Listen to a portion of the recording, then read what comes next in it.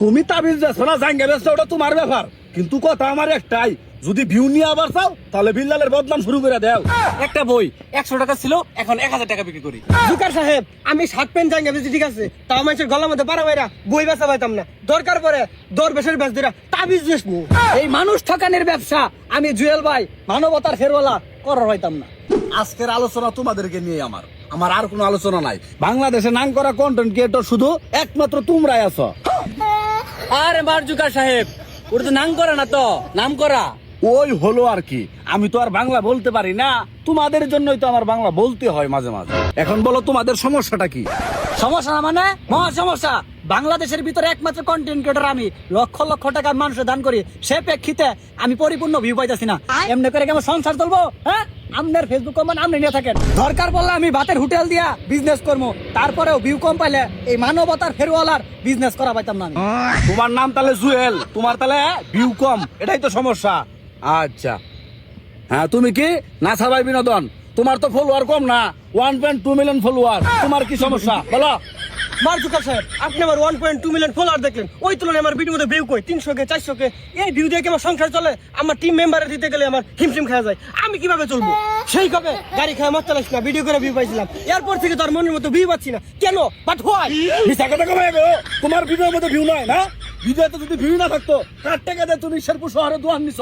আমি খুঁজ রাখি না, আমি মার জুকারবার্গ, আমি ফেসবুক কোম্পানি চালাই না, বুঝো নাই? কর্তা ফানি ভিডিও আর হয়ে গেছো একটা ভরের ব্যবসায়ীর মহাজন, এরপরেও কেউ ভিউ নাই, তোমার তো আসলে মন ভরে না, আমদানি করো না।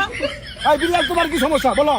জুকার সাহেব, আছে আলহামদুলিল্লাহ ভালোই, পেজ নাই তাতে কোনো দুঃখ নাই, বই বিক্রি করে আলহামদুলিল্লাহ ভালোই চলতেছি। আর স্টার সেন্টারদের সাথে খুব ক্লোজ আপ সম্পর্ক আমার।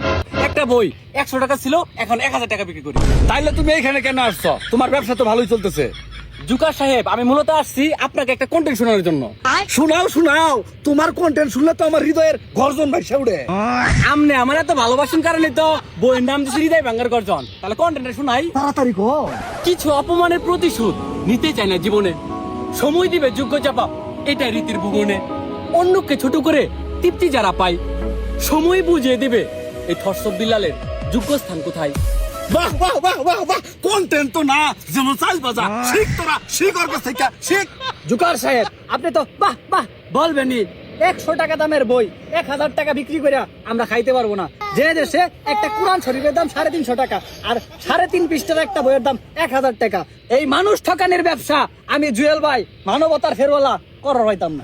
জুকার সাহেব, আমি শার্ট প্যান্ট জাঙ্গা বেশি ঠিক আছে, তাও মানুষের গলার মধ্যে পারা বাইরা বই বেচা পাইতাম না। দরকার পরে দরবেশের বেশ দিরা তাবিজ বেশ নি। তুমি তাবিজ যাচ্ছ না জাঙ্গা বেচছো, ওটা তোমার ব্যাপার, কিন্তু কথা আমার একটাই, যদি ভিউ নিয়ে আবার চাও তাহলে বিল্লালের বদনাম শুরু করে দাও। বিল্লাল কি তোমারে কইছে যে আমার বদনাম করো না, আমারে গুরু গুরু করে মানো? কইছে তোমারে? তুমি ওর পিছে লাগে যাও, তুমি ওরে যা খুশি তা কও, ভিউ নিয়াও ভিউ নিয়াও ভিউ নিয়াও। আর তুমি মানবতার ফেরিয়ালাগিরি করে কয়দিন খাবা? ওগুলার পাবলিকন দেখে না। তুমি বিল্লালের পিছে লাগতে পারো না? বিল্লাল যদি বই বেচে টাকা কামাই করাবা, তোমার তো চশমা বালাই দেখা যা, হাতের ঘড়িটাও বালা দেখা যা, এগুলো বেছো নাকি? হ্যাঁ, গাছের পাতা, বাড়ির গাছের পাতা বেচে আর দরকার বললে, তারপরেও ভিউ নিয়ে আসতে হবে।